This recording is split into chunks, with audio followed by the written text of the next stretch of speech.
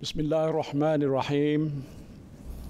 Assalamualaikum warahmatullahi wabarakatuh dan salam sejahtera. Apa khabar semua?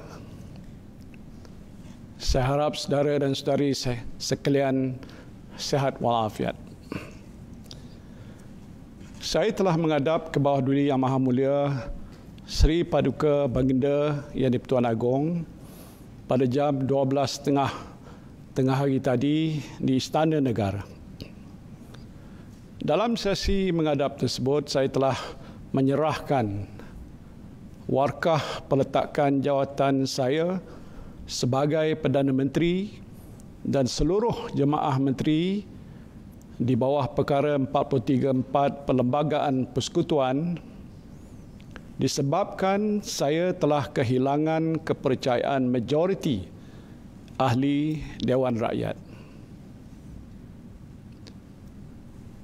Ini bermakna saya dan seluruh ahli jemaah menteri telah meletakkan jawatan.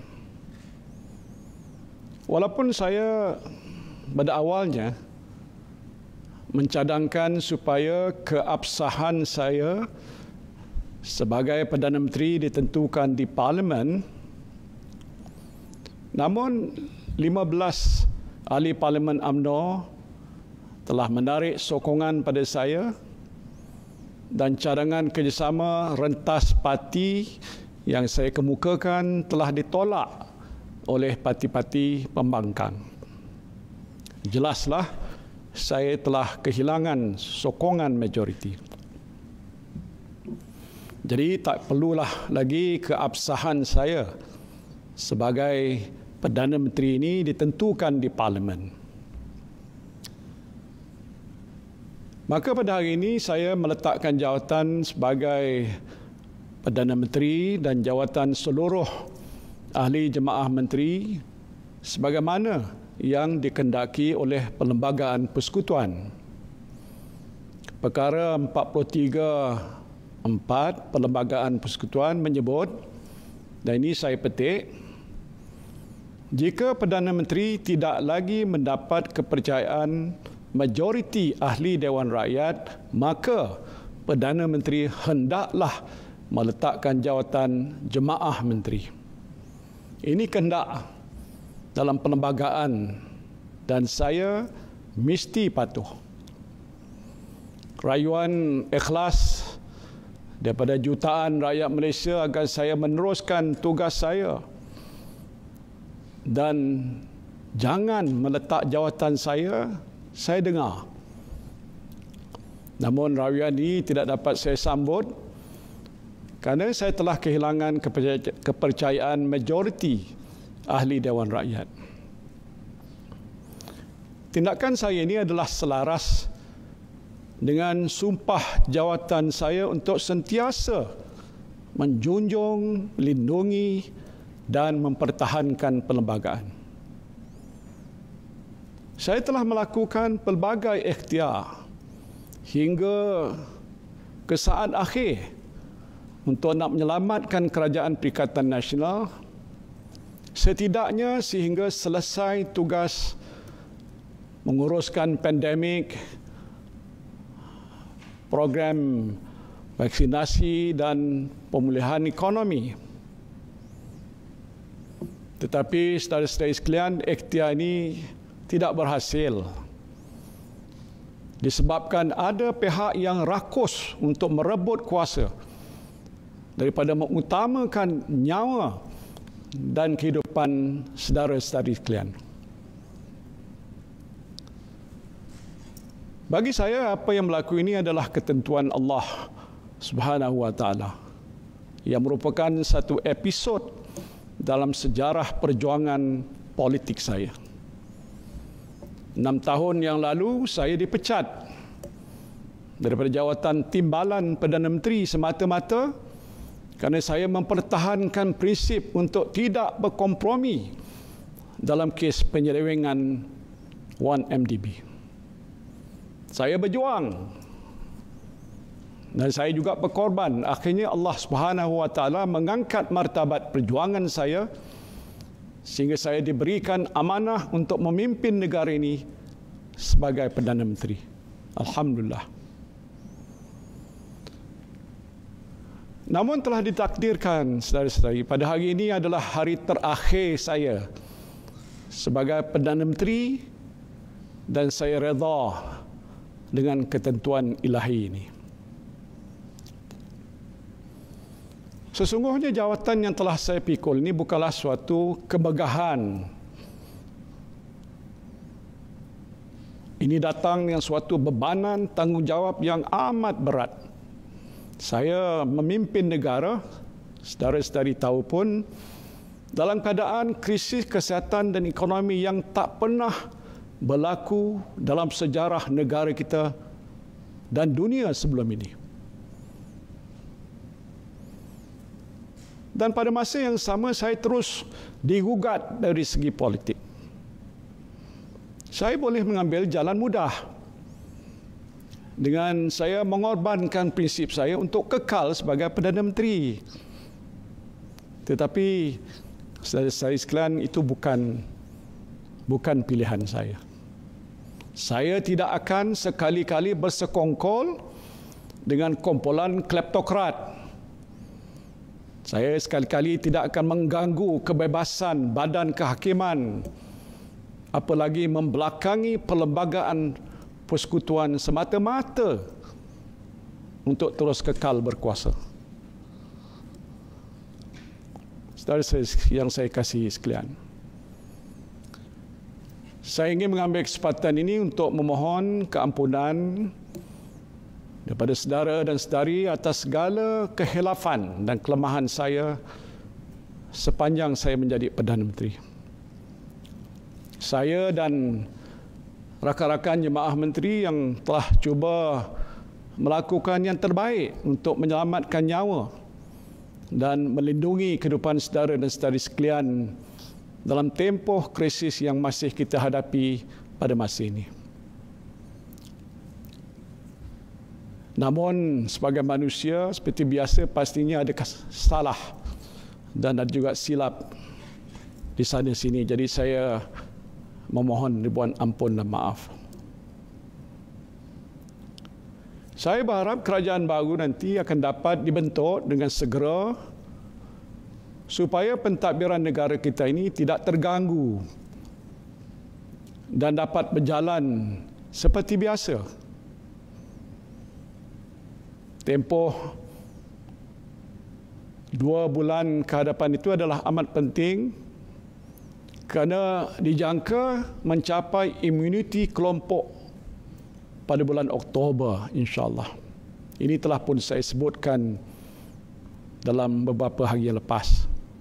Segala perancangan yang telah pun digariskan dalam pelan pemulihan negara tidak boleh terbantut. Sektor-sektor ekonomi perlu dibuka semula untuk kita pastikan ekonomi negara kita dapat pulih dengan segera dan rakyat dapat menjana pendapatan untuk menyara diri dan keluarga.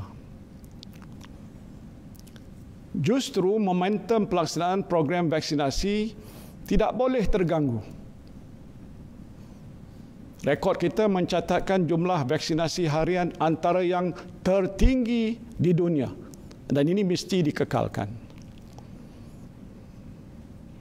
Jangan bimbang, saudara-saudara sekalian, Kabinet saya telah pun menempah lebih 87 juta dos vaksin untuk penduduk negara ini yang melibatkan perbelanjaan sebanyak 4.36 bilion ringgit. Ini satu peruntukan yang amat besar.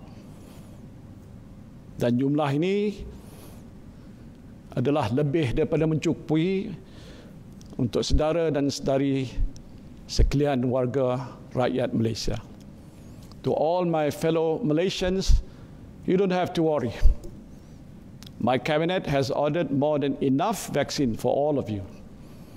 And if the vaccination program goes well, all of you will get vaccinated by the end of October, inshallah. And I hope the new government, which takes over the administration of this country will take a good care of all of you, because it is the only things that I care about, and I care for you all the time, always. Saya sentiasa prihatin dengan nasib saudara dan saudari sekalian, kerana saya anggap saudara dan saudari sebagai anak-anak saya sendiri. Tak tahulah ada yang panggil saya Abah. Terima kasihlah. Kerana itu saya telah menekankan bahawa kebajikan saudara dan saudari menjadi keutamaan Kerajaan Perikatan Nasional, iaitu sebuah kerajaan yang amat prihatin rakyat. Saya optimis bahawa negara kita akan dapat keluar daripada krisis pandemik ini dalam masa yang terdekat. Saya teruja kerana saya melihat perkembangan positif beberapa hospital di Lembah Kelang, di mana jumlah kemasukan pesakit COVID-19 kategori 4 dan 5 semakin berkurangan. Mudah-mudahan pula dengan program vaksinasi yang semakin meningkat, lebih banyak lagi nyawa akan dapat diselamatkan dan saudara-saudari dapat kembali menjalani kehidupan saudara-saudari seperti biasa. Saudara dan saudari yang saya kasihi sekalian, saya mengambil kesempatan ini untuk mengucapkan jutaan terima kasih pada para frontliners kita. Selalu saya ucapkan terima kasih. Ini saya nak ucapkan terima kasih sekali lagi pada frontliners kita yang saya tahu terus-menerus bertungkus lumus siang malam. Untuk apa? Untuk memerangi pandemik COVID-19. Tidak lupa juga ucapan terima kasih saya buat pada semua penjawat awam yang saya tahu telah memberikan kerjasama sepenuhnya kepada saya dalam melaksanakan dasar-dasar yang diputuskan oleh Kerajaan Perikatan Nasional. Saya berharap segala dasar yang baik untuk rakyat dapat diteruskan pada masa akan datang. Saya juga ingin mengucapkan terima kasih pada pihak industri, para pekerja, pertubuhan bukan kerajaan, pimpinan masyarakat dan semua pihak yang telah pun membantu Kerajaan Perikatan Nasional menyampaikan khidmat yang terbaik kepada anda semua, saudara-saudari sekalian.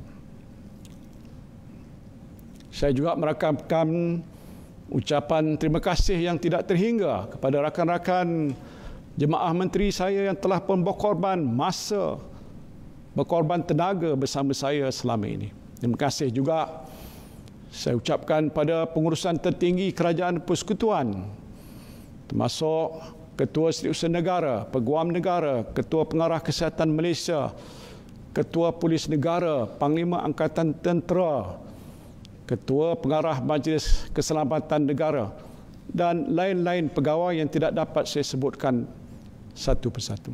Anda semua telah banyak membantu saya untuk menjalankan tugas dan amanah menguruskan negara di waktu pandemik ini. Terima kasih saya ucapkan.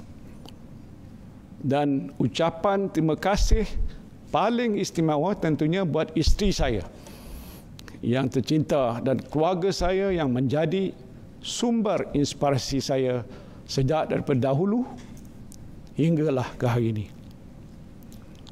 Terima kasih juga pada kepimpinan bersatu, pimpinan tertinggi Perikatan Nasional dan dari parti-parti PAS, STAR, SAPP, Gerakan, pimpinan Gabungan Parti-Parti Sarawak, pimpinan MCA, MIC dan sebahagian ahli Parlimen UMNO yang terus memberikan sokongan kepada saya hinggalah ke saat ini.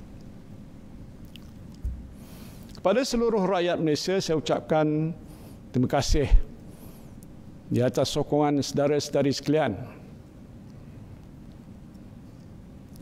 Saya akan terus berbakti kepada anda serta sentiasa mendoakan kesihatan dan kesejahteraan anda semua. Kekal bertenang ya. Mudah-mudahan ke bawah Duli Yang Maha Mulia Sri Paduka Baginda Yang di-Pertuan Agong diberikan rahmat kebijaksanaan untuk memilih Perdana Menteri yang baru menurut kehendak Perlembagaan Persekutuan. Marilah kita bersama-sama mendoakan agar Allah Subhanahu wa taala sentiasa memelihara keselamatan dan keamanan negara kita dan juga mengekalkan perpaduan seluruh rakyat Malaysia. Bismillahirrahmanirrahim. Alhamdulillahirabbil alamin. Wassalatu wassalamu ala asyrafil anbiya'i wal mursalin wa ala alihi wa sahbihi ajmain. Ya Allah, ya Rahman, ya Rahim, Engkau kurniakanlah kerahmatan pada kami. Engkau lindungilah keselamatan dan keamanan negara kami. Engkau peliharalah kesihatan dan kesejahteraan hidup kami. Engkau lenyapkanlah penyakit coronavirus dari muka bumimu ini, ya Allah. Ya Allah, ya Rahman, ya Rahim, Engkaulah yang mempunyai segala kepujian. Engkaulah yang berhak menerima segala kesyukuran. Engkaulah yang memiliki segala pemerintahan. Di tangan Engkaulah segala kebajikan, kepada Engkaulah kembali segala urusan. Rabbana atina fid dunya hasanah wa fil akhirati hasanah wa qina azabannar. Amin ya rabbal alamin. Wabillahi taufiq wal hidayah. Wassalamualaikum warahmatullahi wabarakatuh.